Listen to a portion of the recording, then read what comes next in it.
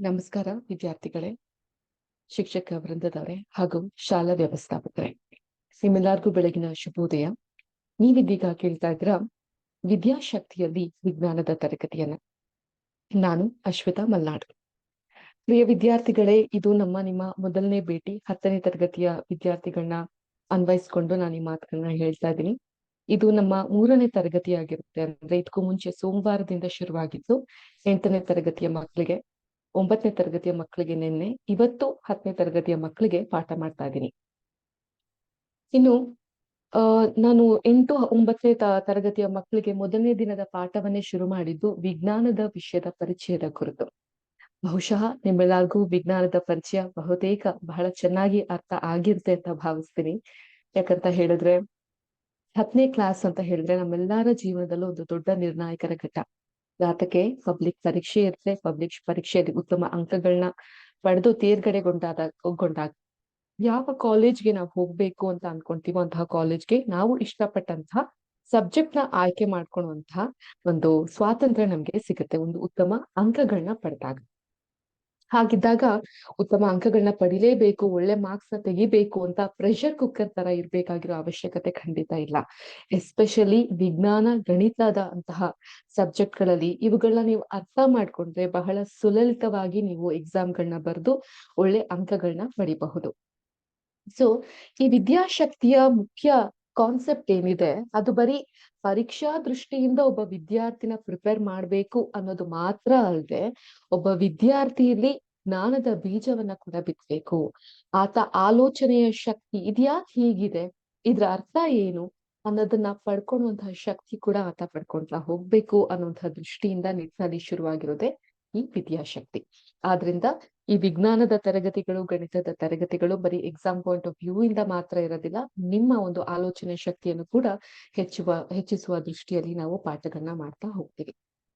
ಹಾಗಿದ್ರೆ ನೇರವಾಗಿ ಇವತ್ತಿನ ಟಾಪಿಕ್ ಏನಿದೆ, 10ನೇ ಕ್ಲಾಸ್ ತರಗತಿಗೆ ಧುಮುಕೋಕ್ಕಿಂತ ಮುಂಚೆ ವಿಜ್ಞಾನ ಅಂತ ಹೇಳಿದ್ರೆ ಏನು? ಸೊ ನಾನು ಬಹುಶಃ 8ನೇ ಕ್ಲಾಸ್ 9ನೇ ಕ್ಲಾಸ್ ಮಕ್ಳಿಗೆ ಹೇಳಿದಾಗ ಅವ್ರಷ್ಟು ಲೈಟ್ ಆಗಿ ತೆಗೆದುಕೊಂತಾರೆ. ಆದ್ರೆ ನೀವ್ ಹಾಗಲ್ಲ ಅಲ್ವಾ? ಯಾಕಂದ್ರೆ ಮುಂದೆ ನೀವು ವಿಜ್ಞಾನದ ವಿಭಾಗಕ್ಕೆ ಹೋಗ್ಬೇಕಾ, ಅಥವಾ ಸೈನ್ಸ್ ಅನ್ನ ನೀವು ಆ ಕಾಲೇಜಲ್ಲಿ ಆಪ್ಟ್ ಮಾಡ್ಬೇಕಾ, ಅಥವಾ ವಾಣಿಜ್ಯ ವಿಭಾಗ ಅಂದ್ರೆ ಕಾಮರ್ಸ್ ಹೋಗ್ಬೇಕಾ, ಅಥವಾ ಕಲಾ ವಿಭಾಗಕ್ಕೆ ಹೋಗ್ಬೇಕಾ, ಅಥವಾ ಆರ್ಟ್ಸ್ ವಿಭಾಗಕ್ಕೆ ಹೋಗ್ಬೇಕಾ ಅಂತ ಈಗ್ಲಿಂದಾನೇ ತಯಾರಿ ನಡ್ತಿರುತ್ತೆ. ಅಥವಾ ಈಗ ಆಲ್ರೆಡಿ ನೀವೊಂದ್ ಕನ್ಕ್ಲೂಷನ್ ಬಂದಿರ್ತೀರಾ, ನನ್ಗೆ ಗಣಿತ ಸೂಪರ್ ಆಗಿ ಬರುತ್ತಪ್ಪ, ನಂಗೆ ಅದು ಇಂಟ್ರೆಸ್ಟಿಂಗ್ ಅನ್ಸುತ್ತೆ, ಸೊ ನಾನು ಕಾಮರ್ಸ್ಗೆ ಹೋಗ್ಬಿಡ್ತೀನಿ. ಸೊ ನನ್ಗೆ ಅಷ್ಟಕ್ಕಷ್ಟೇ ಓದೆಲ್ಲ ಬರೋದಿಲ್ಲ, ಸುಮ್ನೆ ಏನೋ ಒಂದು ಡಿಗ್ರಿ ತಗೊಂಡ್ರೆ ಸಾಕು, ನಾನ್ ಕಲಾ ವಿಭಾಗಕ್ಕೆ ಹೋಗ್ಬಿಡ್ತೀನಿ. ಸೊ ವಿಜ್ಞಾನ ಅಂದ್ರೆ ನಂಗೆ ತುಂಬಾ ಆಸಕ್ತಿ ಇದೆ, ಸೊ ನಾನ್ ಸೈನ್ಸ್ ನ ತೆಗೆದ್ಕೊಂಡ್ಬಿಡ್ತೀನಿ ಅಂತ ಅನ್ಕೊಂತಿರ್ತೀರಾ. ಸೊ ನಾನು ಕೂಡ ಹಾಗೆ, ನಾನು 10ನೇ ಕ್ಲಾಸ್ ಅಲ್ಲಿ ಇದ್ದಾಗ ಇದೇ ಒಂದು ದೃಷ್ಟಿಕೋನದಲ್ಲಿ ನಂದು ಇದ್ದಿತ್ತು. ಆದ್ರೆ ಇದು ತಪ್ಪು. ಸೈನ್ಸ್ ಅಂದ್ರೆ ವಿಜ್ಞಾನಕ್ಕೆ ಸಂಬಂಧಪಟ್ಟಿದ್ದು, ಗಣಿತ ಅಂದ್ರೆ ಕಾಮರ್ಸ್ ಸಂಬಂಧಪಟ್ಟಿದ್ದು ಅಂತ, ಸಮಾಜ ವಿಜ್ಞಾನ ಅಂದ್ರೆ ಆರ್ಟ್ಸ್ ಸಂಬಂಧಪಟ್ಟಿದ್ದು ಅಂತ ಹಲವಾರು ಜನರ ತಲೆಯಲ್ಲಿ ಇರುತ್ತೆ. ಆದ್ರೆ ಅದು ತಪ್ಪು. ಯಾಕೆ ಅಂತ ಹೇಳಿದ್ರೆ, ಮೊದಲು ವಿಜ್ಞಾನ ಅಂದ್ರೆ ಏನು ಅಂತ ನಾವ್ ಅರ್ಥ ಮಾಡಿಸ್ಬೇಕು. ವಿಜ್ಞಾನದ ಪರಿಮಿತಿ ಎಷ್ಟಿದೆ, ಸೊ ಅದ್ರ ಲಿಮಿಟೇಷನ್ಸ್ ಗಳು ಏನಿದೆ, ಅದು ಎಷ್ಟು ದೂರ ಚಲಿಸುತ್ತೆ ಅನ್ನೋದ್ರ ಬಗ್ಗೆ ನಾವು ತಿಳ್ಕೊಂತ ಹೋಗ್ಬೇಕು. ಹಾಗಾದ್ರೆ ತಡ ಮಾಡಿದ ಶುರು ಮಾಡೋಣ ಇವತ್ತಿನ ಕ್ಲಾಸ್. ಮೊದಲನೇದಾಗಿ ವಿಜ್ಞಾನ ಅಂತ ಹೇಳಿದ್ರೆ ಒಂದು ಸಿಸ್ಟಮ್ಯಾಟಿಕ್ ಸ್ಟಡಿ, ಮತ್ತೊಂದು ವ್ಯವಸ್ಥಿತ ಯೋಜನೆ. So science is the systematic study of knowledge ಅಂತ ಕರಿತೀವಿ.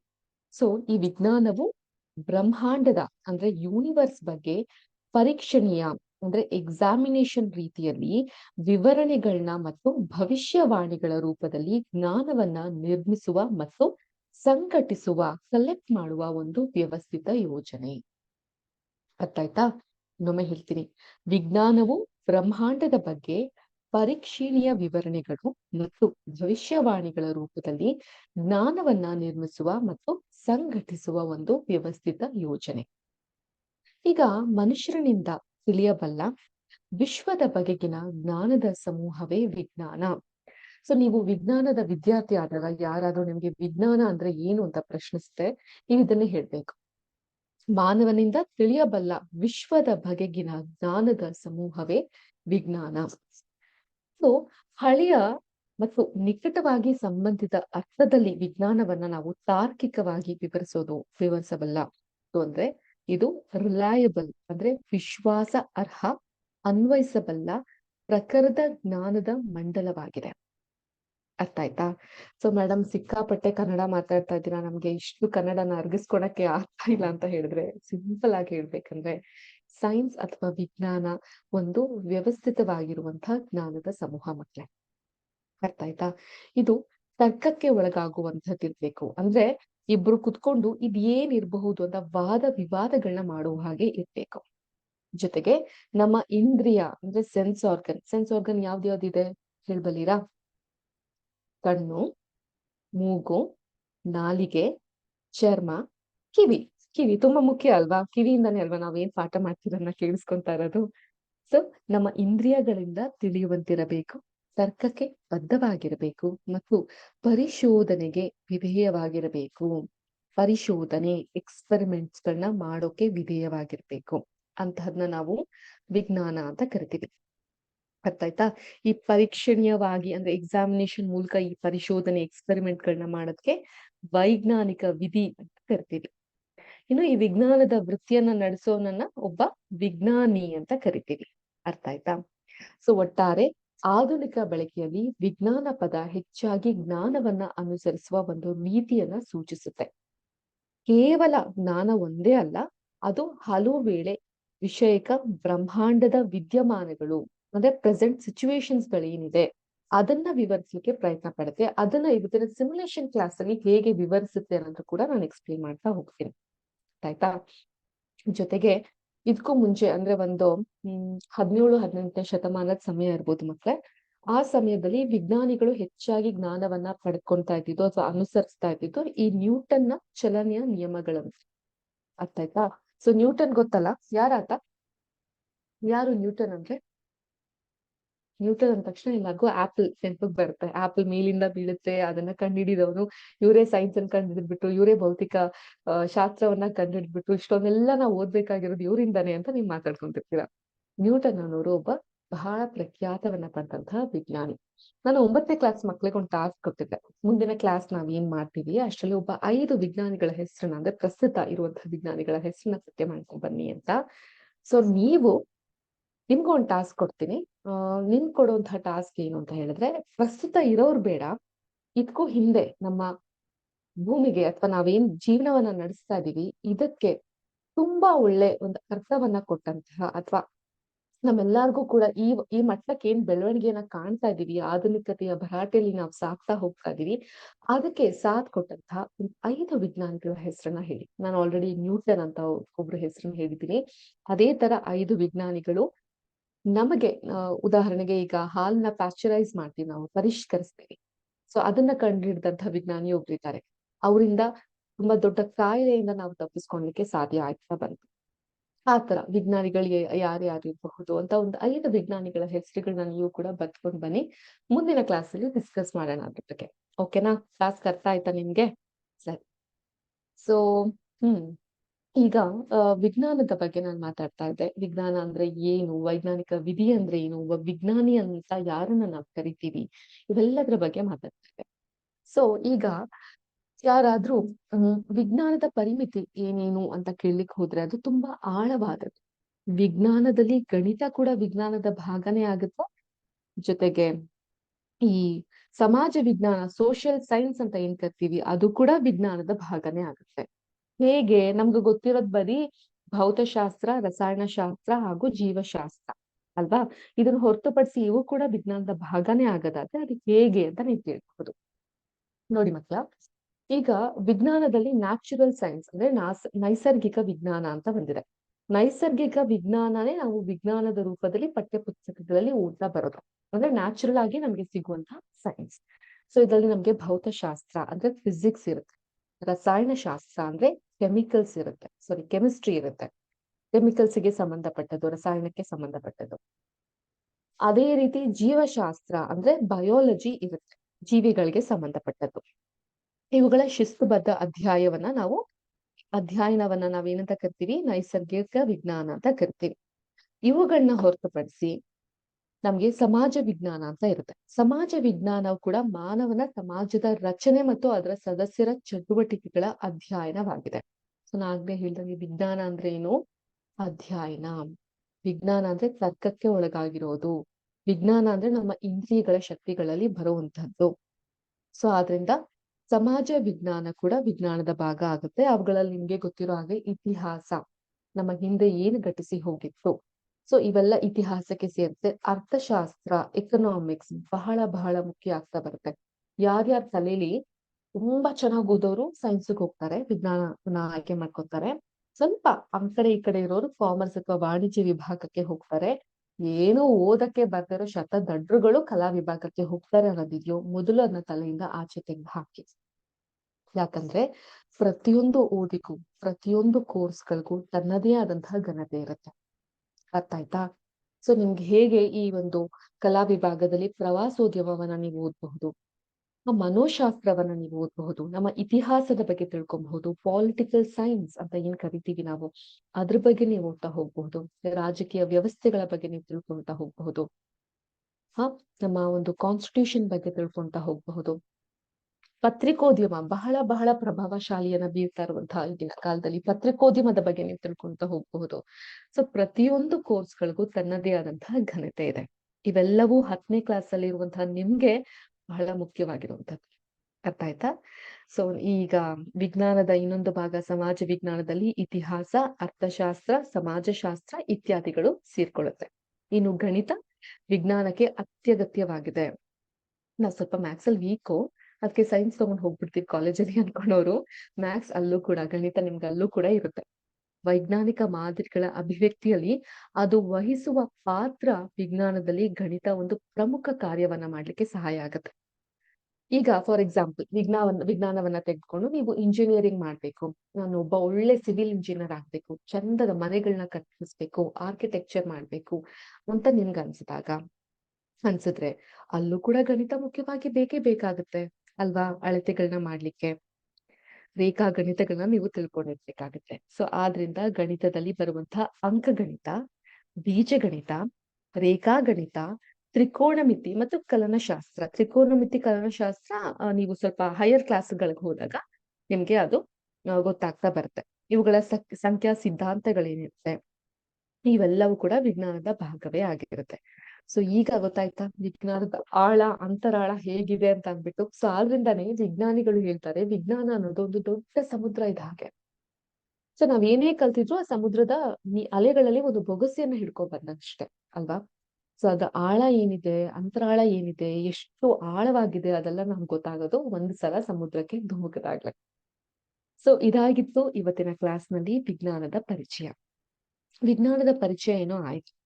ಸೊ ನಾನು ಹೇಳ್ದೆ, ನಾವು ಮಾಡುವಂತಹ ವಿದ್ಯಾಶಕ್ತಿಯಲ್ಲಿ ನಾವು ಮಾಡುವಂತಹ ಪಾಠ ಬರೀ ಪರೀಕ್ಷಾ ದೃಷ್ಟಿಯಿಂದ ಮಾತ್ರ ಇರೋದಿಲ್ಲ, ನಮ್ಮ ಜ್ಞಾನವನ್ನ ಇನ್ಕ್ರೀಸ್ ಮಾಡ್ಕೊಳ್ಳೋ ರೀತಿಯಲ್ಲಿ ಕೂಡ ಇರುತ್ತೆ.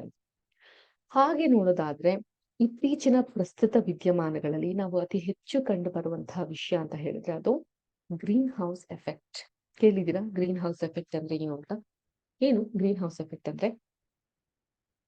ಗ್ರೀನ್ ಅಂದ್ರೆ ಹಸಿರು, ಹೌಸ್ ಅಂದ್ರೆ ಮನೆ, ಎಫೆಕ್ಟ್ ಅಂದ್ರೆ ಪರಿಣಾಮ. ಸೊ ಗ್ರೀನ್ ಹೌಸ್ ಎಫೆಕ್ಟ್ ಅಂದ್ರೆ ಹಸಿರು ಮನೆ ಪರಿಣಾಮ ಅಂತ ಕರಿಬಹುದಾ? ಖಂಡಿತ. ಹಸಿರು ಮನೆ ಪರಿಣಾಮ ಮತ್ತು ಜಾಗತಿಕ ತಾಪಮಾನದ ಬಗ್ಗೆ ಇವತ್ತಿನ ಕ್ಲಾಸ್ ನಲ್ಲಿ ನಾವು ಕಲಿತಾ ಸಾಗೋಣ. ಸೊ ಅದನ್ನ ನಾನು ಬರೀ ನಿಮ್ಗೆ ಮೌಖಿಕವಾಗಿ ಹೇಳೋದ್ಕಿಂತ ಹೆಚ್ಚಾಗಿ ಒಂದು ಸಿಮ್ಯುಲೇಷನ್ ಮೂಲಕ ಪಾಠವನ್ನ ಮಾಡಿದಾಗ ನಿಮ್ಗೆ ತುಂಬಾ ನೀಟಾಗಿ ಅರ್ಥ ಆಗುತ್ತೆ. ಸೊ ಸದ್ಯಕ್ಕೆ ಒಂದು ಸಿಮ್ಯುಲೇಷನ್ ನ ಮಾಡಿ ತೋರ್ಸೋಣ ನಿಮ್ಗೆ.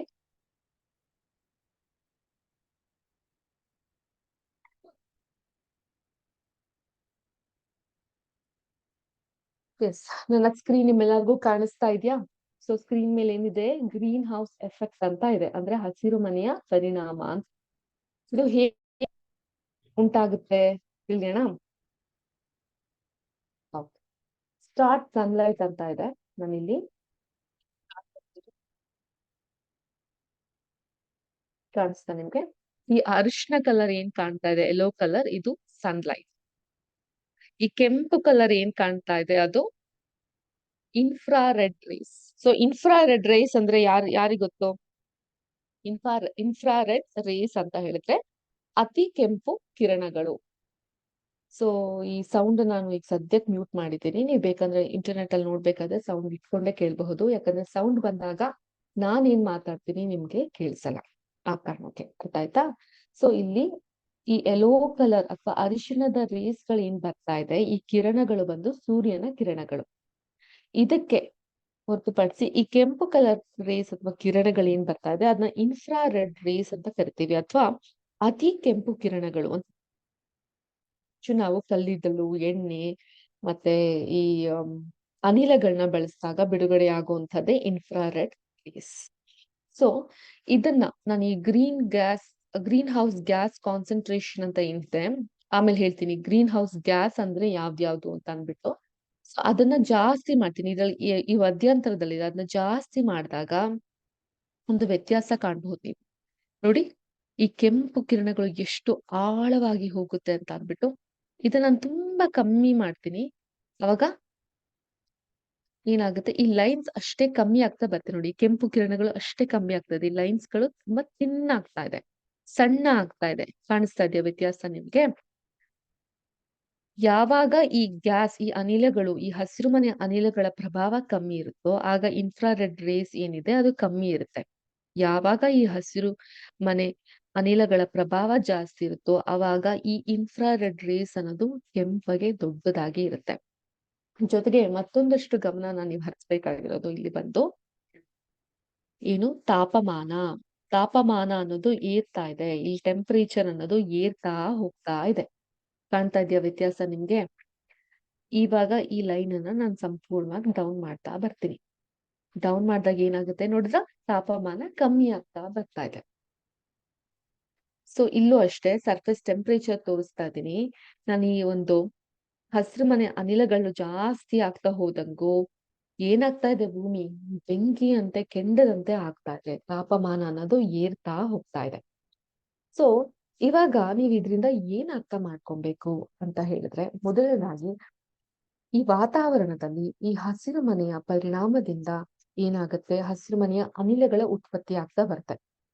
ಹಸಿರು ಮನೆಯ ಅನಿಲಗಳ ಉತ್ಪತ್ತಿ ಆಗ್ತಾ ಆಗ್ತಾ ಆಗ್ತಾ ನಮ್ಮ ಭೂಮಿಯ ತಾಪಮಾನ ಏರ್ತಾ ಬರುತ್ತೆ. ಇದನ್ನೇ ನಾವು ಗ್ಲೋಬಲ್ ವಾರ್ಮಿಂಗ್ ಅಥವಾ ಜಾಗತಿಕ ತಾಪಮಾನದ ಏರುವಿಕೆ ಅಂತ ಕರೆಯೋದು. ಸೊ ಈ ಹಸಿರು ಮನೆ ಅಂತ ಹೇಳಿದ್ರೆ ಏನು?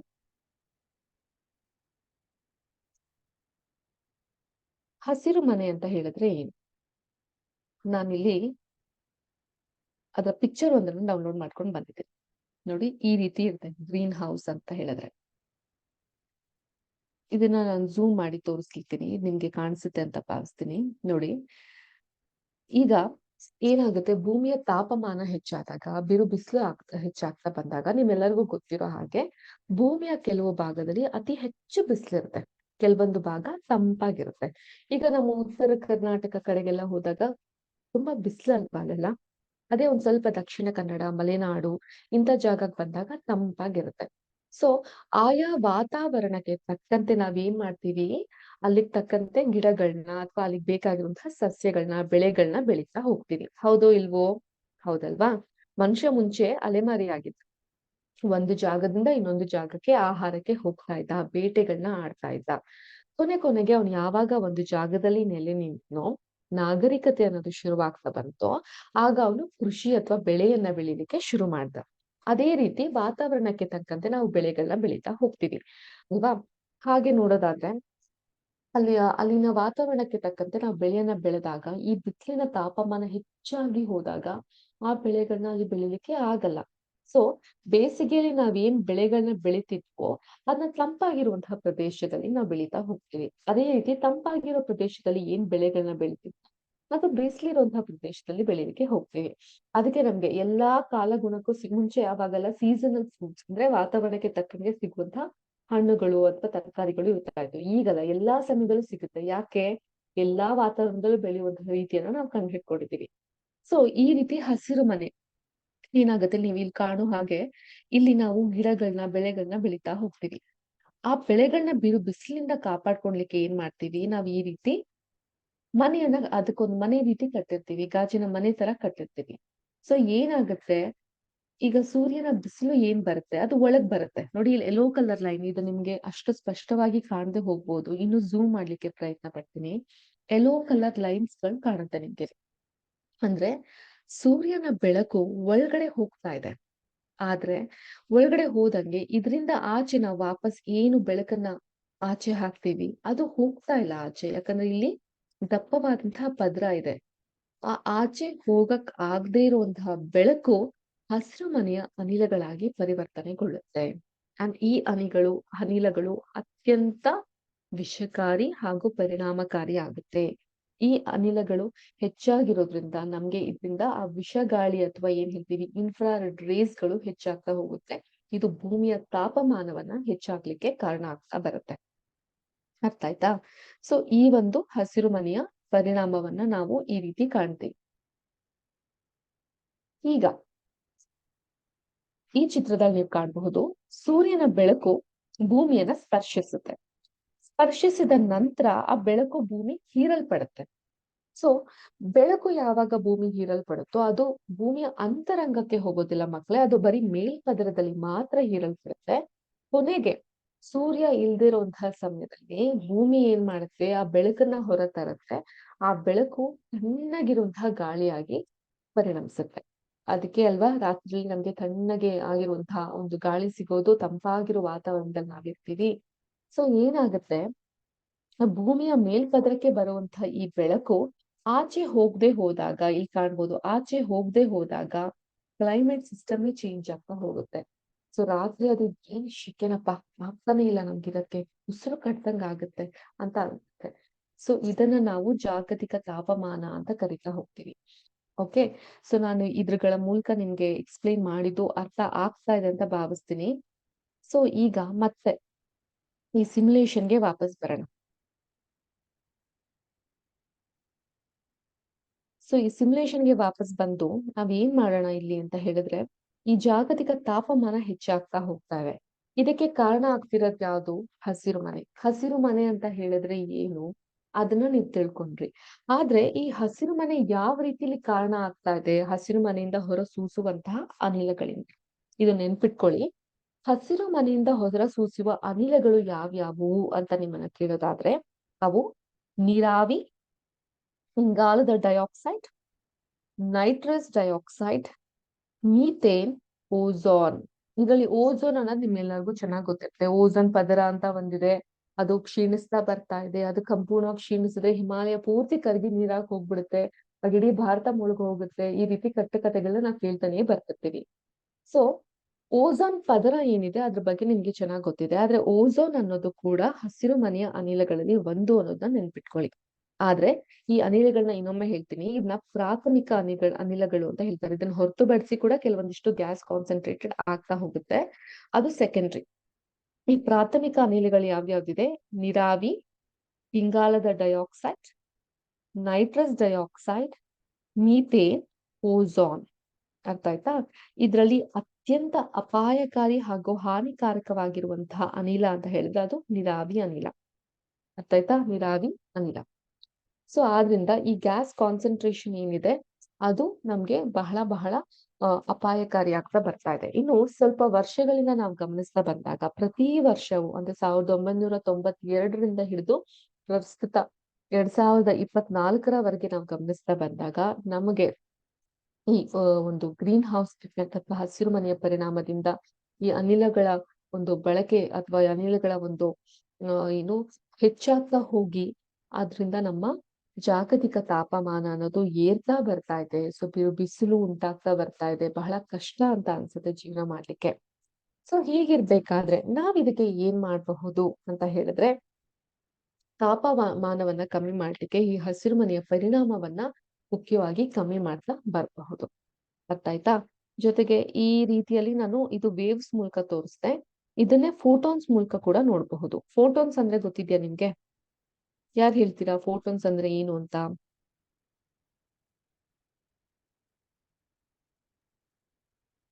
ಫೋಟೋನ್ ಅಂತ ಹೇಳಿದ್ರೆ ಇದು ಒಂದು ಪ್ರಾಥಮಿಕ ಕಣ.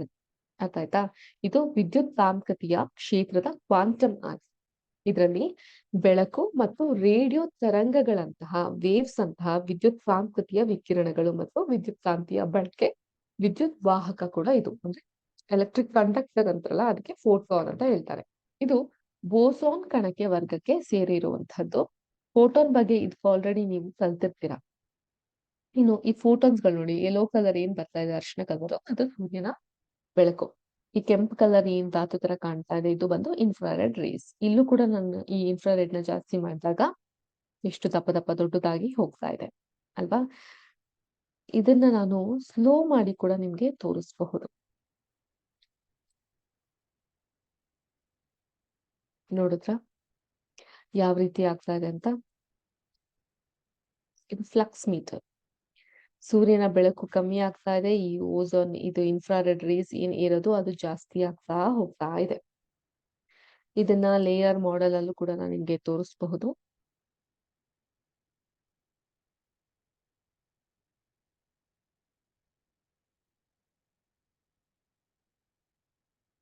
ಇಲ್ಲಿ ಒಂದು ಪದರ ಕಾಣುತ್ತೆ, ಲೇಯರ್. ಸೊ ನೆನ್ಪಿಟ್ಕೊಳ್ಳಿ, ಇದು ಕೂಡ ನೆನ್ಪಿಟ್ಕೊಬೇಕು. ಈ ಒಂದು ಇನ್ಫ್ರಾರೆಡ್ ರೇಸ್ ಅಥವಾ ಹಸಿರು ಮನೆ ಪರಿಣಾಮದಲ್ಲಿ ಏನಾಗುತ್ತೆ, ಫೋಟಾನ್ಸ್ ಕಣಗಳು ಭೂಮಿಯ ಮೇಲ್ಪದರದಲ್ಲಿ ಮಾತ್ರ ಇರುತ್ತೆ, ಅಂತರ ಒಳಗೆ ಹೋಗೋದಿಲ್ಲ. ತಿಳಿತಾ?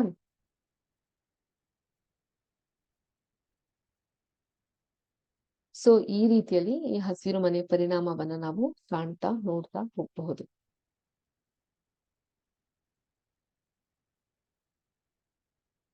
ಮತ್ತೊಮ್ಮೆ ಹೇಳ್ತೀನಿ, ಸೂರ್ಯನ ಬೆಳಕು ಭೂಮಿಗೆ ಪ್ರಹರಿಸಿದಾಗ ಭೂಮಿ ಆ ಬೆಳಕನ್ನ ಹೀರಲ್ಪಡುತ್ತೆ. ಹೀರಿದಂತಹ ಬೆಳಕನ್ನ ಭೂಮಿ ಏನ್ ಮಾಡುತ್ತೆ, ಸೂರ್ಯನು ಇಲ್ಲದೆ ಇರುವಂತಹ ಸಮಯದಲ್ಲಿ ಅಂದ್ರೆ ರಾತ್ರಿ ಕವಿದಾಗ ಆ ಬೆಳಕನ್ನ ತಂಪಾದ ವಾತಾವರಣವಾಗಿ ನಮ್ಮ ಸುತ್ತಲೂ ಸುತ್ತು ಹಾಗೆ ಮಾಡುತ್ತೆ.